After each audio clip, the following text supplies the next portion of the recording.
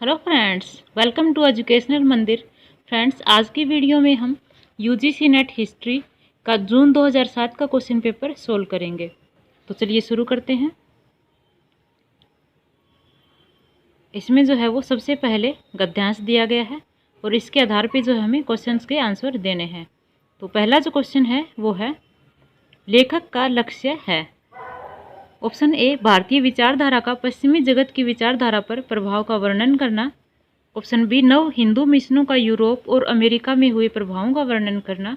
गांधीवादी विचार का पश्चिमी देशों पर हुए प्रभाव का वर्णन करना और योग और वेदांत का पश्चिमी देशों में विस्तार का वर्णन करना। तो लेखक का जो लक्ष्य है वो है ऑप्शन ए, भारतीय विचारधारा का पश्चिमी जगत की विचारधारा पर प्रभाव का वर्णन करना। अगला क्वेश्चन है, लेखक के अनुसार आधुनिक युग में सर्वाधिक सूक्ष्म एवं शक्तिशाली प्रभाव किसके विचारों का था? Swami Vivekananda, theosophical society, Mahatma Gandhi, Ramakrishna Paramhans. तो सर्वाधिक सूक्ष्म एवं शक्तिशाली प्रभाव जो था वो था महात्मा गांधी के विचारों का, ऑप्शन सी।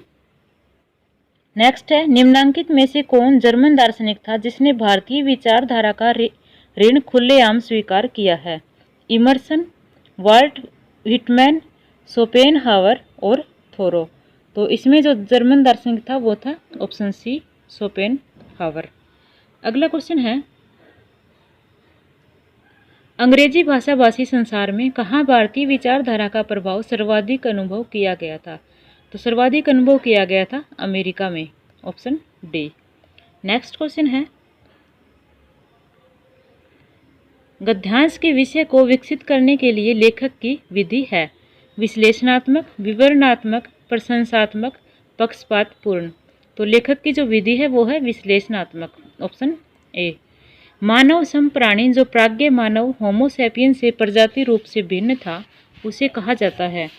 निएंडरथल, पिथेकैंथ्रोपस, सिनाथ्रोपस और होमिनिड। तो उसे कहा जाता था पिथेकैंथ्रोपस, ऑप्शन बी। नेक्स्ट क्वेश्चन है, सूची 1 को सूची 2 से सुमेलित कीजिए और दिए गए कूट से सही उत्तर का चयन कीजिए। सूची 1 में जो है वो हड़प्पा संस्कृति के स्थल दिए हैं और सूची 2 में उनकी भौगोलिक स्थिति दी गई है।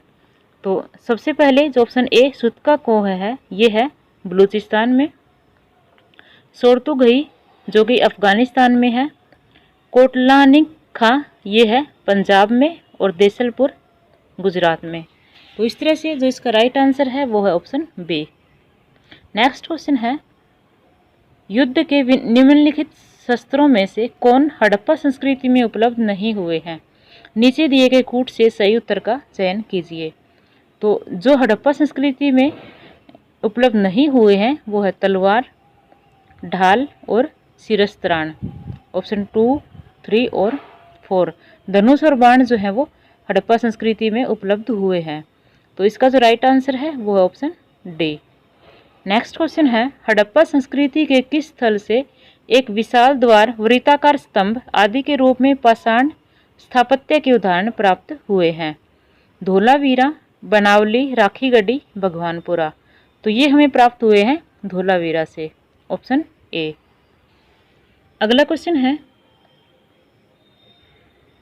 किन विशेषताओं के आधार पर हड़प्पा संस्कृति की मुद्राओं पर मिलने वाली आकृति की पहचान शिव से की जाती है? नीचे दिए गए कूट से सही उत्तर का चयन कीजिए। ऑप्शन 1, इसे त्रिशूल के साथ दिखाया गया है, ये सही है। इसे योगी की मुद्रा में दिखाया गया है, ये भी सही है। इसे पशुओं से घिरा हुआ दिखाया गया है, ये भी सही कथन है। इसे पार्वती जैसी आकृति के साथ दिखाया गया है, ये जो है वो सही नहीं है। तो इस तरह से जो इसका सही उत्तर है वो है ऑप्शन सी, ऑप्शन 1, 2 और 3। अगला क्वेश्चन है, नीचे 2 वक्तव्य दिए हैं, एक को कथन ए और दूसरे को कारण आर कहा गया है। ऑप्शन कथन ए, भारतीय कृषि की परिस्थितियों के लिए सिंचाई के महत्व की पूरी मान्यता थी, ये सही कथन है। कारण आर, अर्थशास्त्र में एक जलकर का उल्लेख मिलता है जो उन सभी स्थानों से नियमित रूप से लिया जाता था जहां सिंचाई उपलब्ध कराने में राज्य की सहायता रहती थी, ये भी सही है। तो इसका राइट आंसर जो है वो है ऑप्शन ए और आर दोनों सही हैं तथा ए की व्याख्या जो है वो आर है।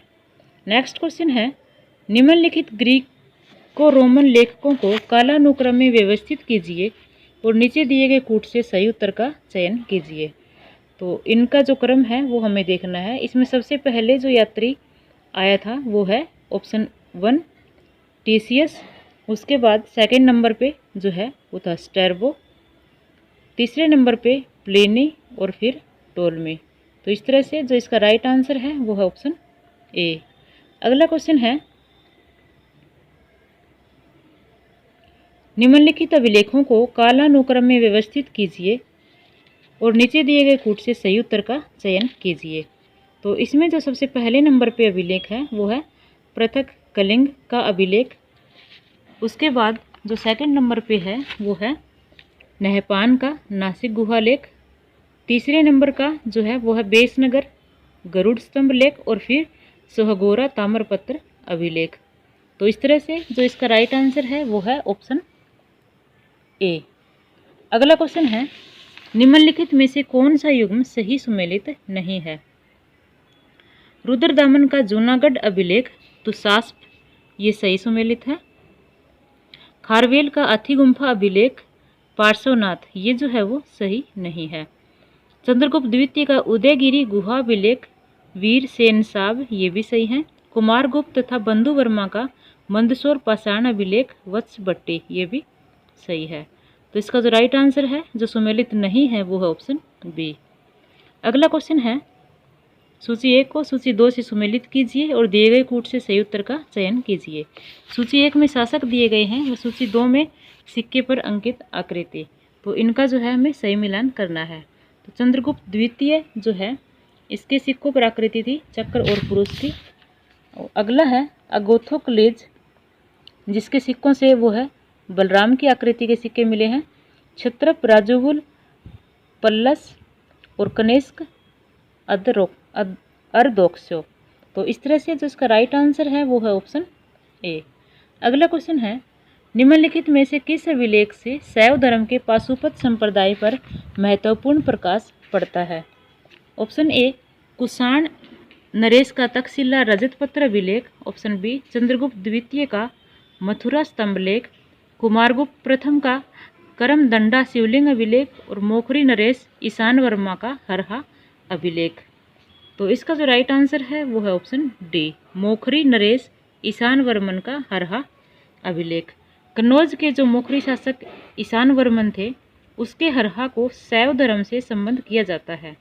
हरहा जो कि उत्तर प्रदेश के बाराबंकी जिले में स्थित है और यह लेख ईशान वर्मा के पुत्र सूर्य वर्मा द्वारा खुदवाया गया था और इस लेख में शैव धर्म के पाशुपत संप्रदाय पर जो है वो प्रकाश डाला गया है।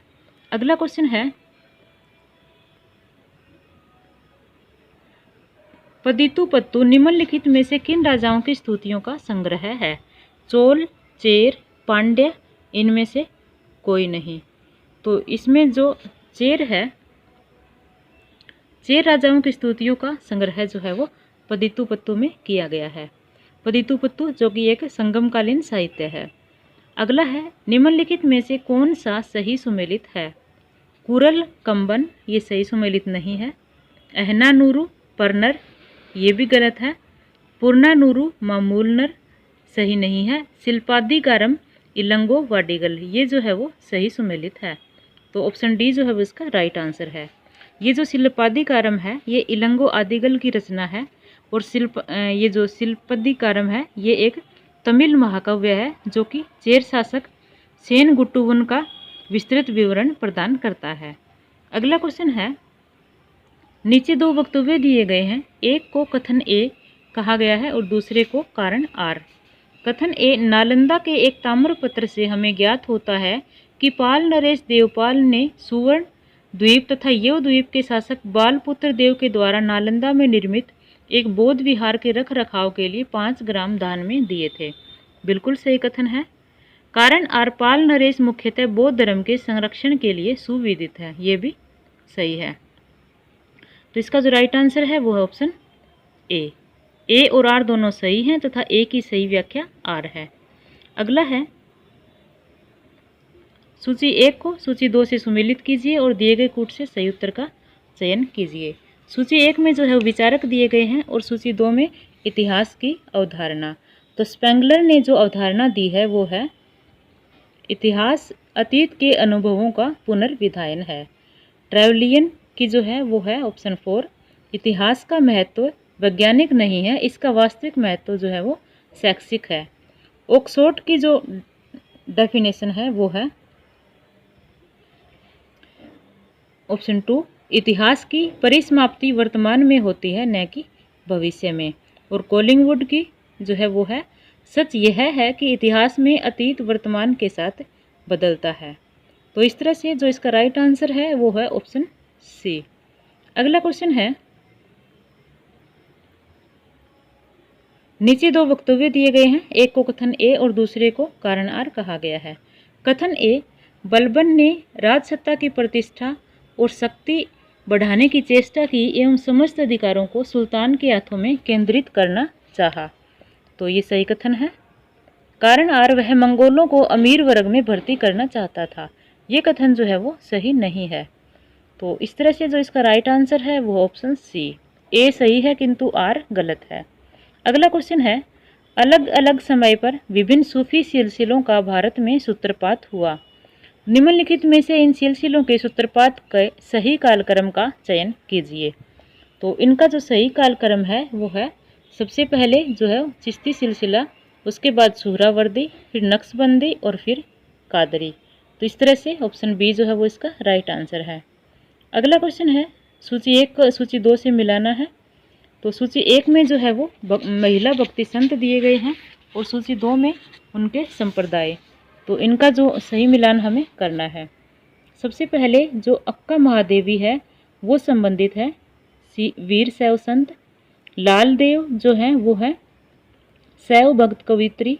बाहिना बाई जो कि चारणदासी संप्रदाय से संबंधित संत कवित्री हैं और सहजोबाई जो है वो है वारकरी संप्रदाय से संबंधित। तो इस तरह से जो ऑप्शन सी है वो इसका राइट आंसर है। अगला क्वेश्चन है, सैयद काल का समकालीन ऐतिहासिक ग्रंथ है, कौन सा है? तारीख ए मुबारक शाही, वाक़ियात ए मुस्ताकी, फुतुह उस सलातीन, मसालिक अल अबसार। तो सैयद काल का जो समकालीन ग्रंथ है वो है ऑप्शन ए, तारीख ए मुबारक शाही। तारीख ए मुबारक शाही में जो है वो सैयद वंश का इतिहास वर्णित है और इस ग्रंथ की रचना जो है वो याहिया बिन अहमद ने की थी। अगला क्वेश्चन है, बहमनी राज्य में तरफ से तात्पर्य है प्रांत, भूमि अनुदान, राहदारी, सवर्ण, मुद्रा। तो तरफ से जो तात्पर्य है वो है प्रांत से, ऑप्शन ए। अगला है, निम्नलिखित लेखकों एवं उनकी रचनाओं के युग्मों में से कौन सा सुमेलित नहीं है? शेख कुतुबन, मिर्गावती, ये सही सुमेलित है। मंझन मधुमालती, ये भी सही है। केशवदास रामचंद्रिका सही है। नंददास ध्यान मंजरी, ये जो है वो सही सुमेलित नहीं है। तो ऑप्शन डी इसका राइट आंसर है। विजयनगर के किस मंदिर का व्यापक रूप से कृष्णदेवराय के काल में पुनर्निर्माण कराया गया? नगेंद्र शयन मंदिर, विरूपाक्ष मंदिर, पट्टाभिराम मंदिर, गनी गित्ती जैन मंदिर। तो जो कृष्णदेवराय के काल में पुनर्निर्माण कराया गया था वो करवाया गया था विरूपाक्ष मंदिर का, ऑप्शन बी। अगला क्वेश्चन है, सूची 1 को सूची 2 से सुमेलित कीजिए और दिए गए कूट से सही उत्तर का चयन कीजिए। तो सूची 1 में जो है वो ऐतिहासिक घटना दी गई है और सूची 2 में उनके वर्ष दिए गए हैं। तो मालवा विजय जो हुई थी वो की गई थी 1561 ईस्वी में। इबादत खाना को बंद करना ये किया गया था 1582 में।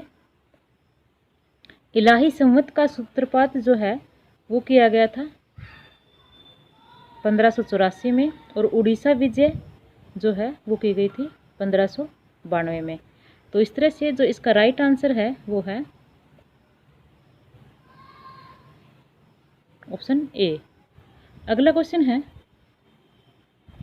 अबुल फजल के अनुसार कौन सा चित्रकार आकृति अंकन में दक्ष था?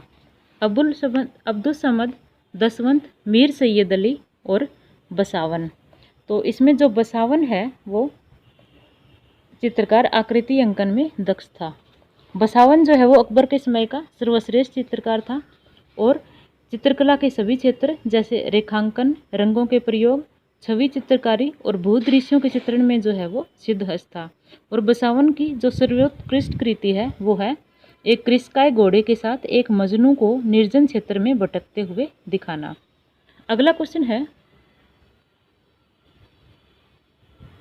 नीचे दो वक्तव्य दिए गए हैं, एक को कथन ए और दूसरे को कारण आर कहा गया है। कथन ए, जहांगीर ने जिस परंपरा को आरंभ किया उसके अंतर्गत मेवाड़ के राणा को मुगल दरबार में उपस्थित होने एवं सेवा करने के उत्तरदायित्व से मुक्त कर दिया गया। ये सही कथन है। कारण आर, वह आमेर के राजा मान सिंह को अपमानित करना चाहता था। तो ये जो है वो कथन गलत है। तो इस तरह से जो इसका राइट आंसर है वो है ऑप्शन सी। ए सही है किंतु आर गलत है। अगला है, किसने मुगल शहरों को शिविर नगर कहा है? मनुची, बर्नियर, ट्रैवनियर और पीटर मुंडे। तो इसमें से मनुची ने जो है वो मुगल शहरों को शिविर नगर कहा है। मनुची जो कि एक इटालवी यात्री था और 14 वर्ष की अल्पायु में अपने गृह नगर वेनिस से भागकर 1653 में भारत आया था। भारत आकर वह शहजादा दारा शिकोह की सेना में तोपची बन गया और औरंगजेब द्वारा दारा की हत्या के बाद जो है वो उसने चिकित्सक का पेशा अपना लिया और मनुची ने जो है वो अपने संस्मरण स्टोरियो द मोगोर में मुगल शहरों को शिविर नगर कहा है। अगला क्वेश्चन है, निम्न में से किसने सन 1600 में भारत की कुल जनसंख्या को 10 करोड़ के लगभग अनुमानित किया है? Moreland, Kingsley Davis, Irfan Habib, Ashok V Desai. तो मोरलैंड ने जो है वो जनसंख्या का इतना जो है वो अनुमान लगाया है। अगला क्वेश्चन है, इंग्लिश ईस्ट इंडिया कंपनी ने सूरत में स्थायी फैक्ट्री की स्थापना निम्न में से किस वर्ष में की थी? सन 1611, 1613, 1621 और 1626। तो सन 1613 में जो है वो सूरत में स्थायी फैक्ट्री की स्थापना की थी। 1608 ईस्वी में जो है वो इंग्लैंड के राजा जेम्स प्रथम के दूत के रूप में कैप्टन हॉकिंस सूरत पहुंचा था और जहांगीर से अनुमति प्राप्त कर वहां पे पहली जो फैक्ट्री है उसकी स्थापना भी की थी, परंतु पुर्तगालियों के द्वारा विरोध किए जाने के कारण शीघ्र ही वो फैक्ट्री बंद हो गई थी और पुनः जो है वो फरवरी 1613 ईस्वी में एक शाही फरमान के द्वारा अंग्रेज़ों को सूरत में जो है वो अपनी व्यापारिक कोठी स्थापित करने की अनुमति मिल गई थी। अगला क्वेश्चन है, निम्नांकित का सही कालक्रम क्या था? अपने सही उत्तर का चयन नीचे दिए गए कूट से कीजिए। तो इसमें जो सबसे पहले घटना घटित हुई थी वो है ऑप्शन 2, खाने जहां लोधी का विद्रोह। उसके बाद जो हुआ था वो है निजाम शाही का अंत। तीसरे नंबर पे गोलकुंडा व बीजापुर से संधि और चौथे नंबर पे जो है वो मुगलों द्वारा बलख पर अधिकार। तो इस तरह से जो इसका राइट आंसर है वो है, इसमें जो राइट आंसर होगा वो होगा ऑप्शन सी। अगला क्वेश्चन है, नीचे दो वक्तव्य दिए गए हैं, एक को कथन ए कहा गया है और दूसरे को कारण आर। कथन ए, वर्ष 1690 में औरंगजेब ने एक फरमान द्वारा मदद ए मास को पूर्ण रूप से वंशानुगत बना दिया। ये सही कथन है। कारण आर, औरंगजेब मराठों को मुगलों के नियंत्रण में लाना चाहता था। ये भी सही है। इसका जो राइट आंसर है वो है ऑप्शन बी। ए और आर दोनों सही हैं, परंतु ए की सही व्याख्या जो है वो आर नहीं है। अगला क्वेश्चन है, 1858 के अधिनियम द्वारा क्या प्रमुख परिवर्तन स्थापित किया गया? भारतीय सेना का पुनर्गठन किया गया, भारतीयों को व्यवस्थापिका परिषद में और अधिक प्रतिनिधित्व प्रदान किया गया, सत्ता शक्ति ईस्ट इंडिया कंपनी से ब्रिटिश काउन को स्थानांतरित हो गई, ईस्ट इंडिया कंपनी ने भारत संबंधी मामलों में अपना सीधा नियंत्रण कर लिया। तो ऑप्शन सी जो है वो इसका राइट आंसर है। सत्ता शक्ति ईस्ट इंडिया कंपनी से ब्रिटिश क्राउन को स्थानांतरित हो गई। अगला है, कलकत्ता में बैथ्यून कॉलेज की स्थापना किसने की थी? ईश्वर चंद्र विद्यासागर, राजा राम मोहन राय, रविंद्रनाथ टैगोर, सुरेंद्रनाथ बनर्जी। तो ईश्वर चंद्र विद्यासागर ने जो है वो बैथ्यून कॉलेज की स्थापना की थी। 1848 ईस्वी में ईश्वर चंद्र विद्यासागर ने कलकत्ता में महिला विद्यालय की स्थापना की थी, जो कि आगे चलकर बैथ्यून कॉलेज के नाम से जाना गया। अगला है, बंगाल के विभाजन 1905 को समाप्त कर दिया गया था। इंडियन काउंसिल एक्ट 1909 के द्वारा, चेम्सफोर्ड मोंटेग्यू रिपोर्ट द्वारा, 1911 की दिल्ली दरबार घोषणा द्वारा और गवर्नमेंट ऑफ इंडिया अधिनियम 1935 के द्वारा। तो विभाजन को जो समाप्त किया गया था वो किया गया था ऑप्शन सी 1911 की दिल्ली दरबार घोषणा द्वारा। 1911 में लॉर्ड होर्डिंग ने जो है वो दिल्ली दरबार के मौके पर बंगाल विभाजन को रद्द कर दिया था और बंगाल को पुनः एकीकृत कर दिया था। अगला क्वेश्चन है, किसने तर्क दिया कि अनऔद्योगिकरण का सिद्धांत एक मिथक था? आमियो बागची, डैनियल थार्नर, मारिस डी मारिस और तोरू मत्सई। तो ये सिद्धांत तर्क जो है वो दिया था मॉरिस डी मॉरिस ने, option C. Morris D Morris जो है वो भारत में अनऔद्योगिकरण के तर्क को खारिज करते हुए स्थापित करते हैं कि ब्रिटिश शासन के तहत सरकारी नीतियों के कारण जो है वो भारतीय उद्योगों का विनाश हुआ था और अनऔद्योगिकरण जो है वो नहीं हुआ। इसके बुनियादी तत्व और भारतीय समाज एवं अर्थव्यवस्था में अंतर्निहित थे। अर्थात उनके कहने का तात्पर्य ये था कि सरकारी नीतियों के कारण जो है वो उद्योगों का विनाश नहीं हुआ और न ही अनऔद्योगिकरण हुआ, बल्कि इसके लिए जो बुनियादी तत्व थे और जो भारतीय समाज और अर्थव्यवस्था थी उसी के परिणाम स्वरूप हुआ था। अगला क्वेश्चन है, भारत में पहला औद्योगिक आयोग का गठन कब किया गया? 1916, 1936, 1947 और 1950। तो ये हुआ था ऑप्शन ए 1916 में। 1916 ईस्वी में जो है वो भारत में प्रथम इंडस्ट्रियल कमीशन की घोषणा की गई थी और भारत में इस आयोग के गठन के पीछे जो है वो प्रथम विश्व युद्ध कालीन मजदूर वर्ग का दबाव और 20वीं शताब्दी के प्रारंभ से ही उभरते ट्रेड यूनियन आंदोलन की भूमिका जो है वो काफ़ी प्रभावी रही थी। अगला क्वेश्चन है, 19वीं शताब्दी के उत्तरार्ध में ब्रिटिश पूंजी का मुख्यतः निवेश किया गया। लोहा और इस्पात में, कपड़ा उद्योग में, पौधारोपण उद्योग में, रेलवे में। तो रेलवे में किया गया था, option D.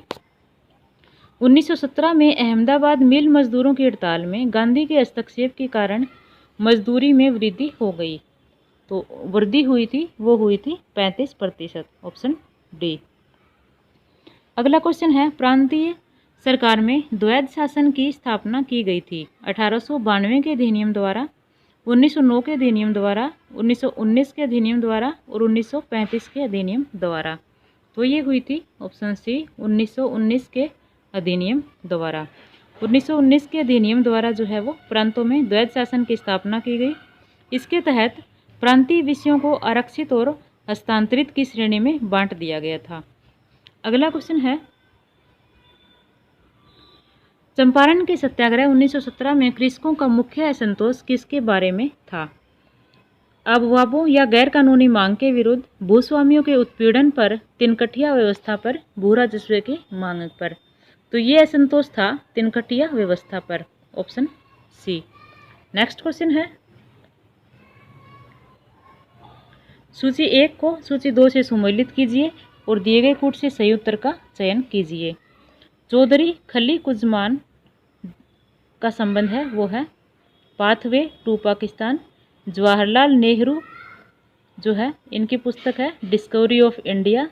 Maulana Abul Kalam Azad India means freedom और doctor Rajendra Prasad India divided. तो इस तरह से जो इसका राइट आंसर है वो ऑप्शन डी।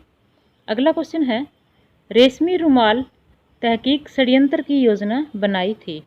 मौलाना अब्दुल बारी और मौलाना मोहम्मद अली ने, मौलाना उबैदुल्ला सिंधी और मौलाना बरकतुल्ला, ऑप्शन सी। मौलाना अबुल कलाम आज़ाद और मौलाना मोहम्मद हसन, राजा महेंद्र प्रताप और वॉन हेस्टिंग।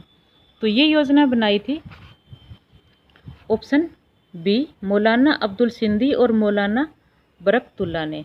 अगला क्वेश्चन है, रेनेसां काल में ग्रीको रोमन क्लासिकों के अध्ययन को जाना जाता है। ऑप्शन ए व्यक्तिवाद, ऑप्शन बी सुखवाद, ऑप्शन सी मानववाद और ऑप्शन डी पांडित्यवाद। तो ये जो है पुनर्जागरण काल में ग्रीको रोमन क्लासिकों के अध्ययन को माना जाता था मानववाद, ऑप्शन सी। अगला है, किसने कहा कि वाणिज्य एक लगातार युद्ध है चातुर्य और क्षमता के लिए सभी राष्ट्रों के बीच में? जो बांदा, जा बैप्टिस्ट कोलबेयर, थॉमस मन और थॉमस होब्स। तो ये जो कथन है वो कहा था, ऑप्शन बी, जा बैप्टिस्ट कोलबेयर ने। अगला क्वेश्चन है, फ्रांस में कैल्विनवादियों को किस नाम से जाना जाता था? कैथोलिक, ह्यूजेनोज, प्रेस्बिटेरियंस और ग्योरिटेंस। तो ये जो कैल्विनवाद हैं उनको जाना जाता था ह्यूजेनोज के नाम से, ऑप्शन बी। अगला है, निम्नलिखित में से किसे मानववादियों का राजकुमार के रूप में जाना गया? Desiderius Erasmus, John Colet, Thomas More, Francesco Petrarch. तो फ्रांसिस्को पेट्रोर्क को जो है वो मानववादियों के राजकुमार के रूप में जाना गया था। तो इसी के साथ जो है वो आज हमारा पेपर कंप्लीट होता है। धन्यवाद।